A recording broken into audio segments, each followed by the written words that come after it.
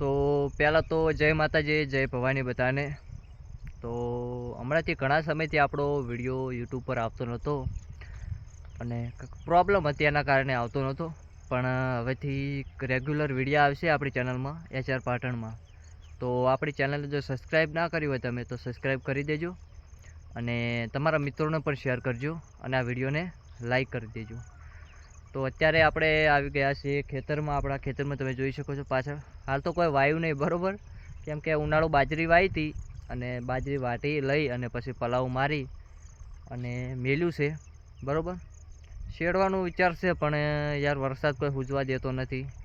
હજુ વરાપ થયો નહીં, બરાબર. હમણાં 2-3 દાડાથી વરસાદ રોકાઈ ગયો છે, સારું છે. અને અત્યારે હજુ પણ વાદળા તો ચડી જ રહેશે, એટલે વરસાદ આવવાની તો ફૂલ સંભાવના. હમણાં વહેલા છોટા ચાલુ જ હતા. અને આપણું આ ડેલી રૂટીન છે કે સવારમાં ચા પી અને ખેતરમાં આવવું જ. પણ જેમ કે વહેલા જો ખેતરમાં આવીએ ને તો મગજ એકદમ ફ્રેશ થઈ જાય છે, એવું શાંત વાતાવરણ હોય અને બહુ મજા આવે.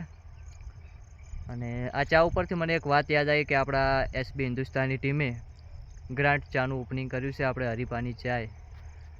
કે વડીલોની એક જ રાય, રોજ પીવો હરીપાની ચાય. આ સૂત્રના આધારે તમે પણ જો કદાચ ચાનો ઓર્ડર ના કર્યો તો ચાનો ઓર્ડર કરી દેજો. બહુ મસ્ત ચા આવે છે, ક્વોલિટી એકદમ પરફેક્ટ હોય છે. તો હરીપા ચાય પાર્લરની મુલાકાત લીધી હોય તો એ પણ કોમેન્ટ કરજો કે હા મેં મુલાકાત લીધી હતી.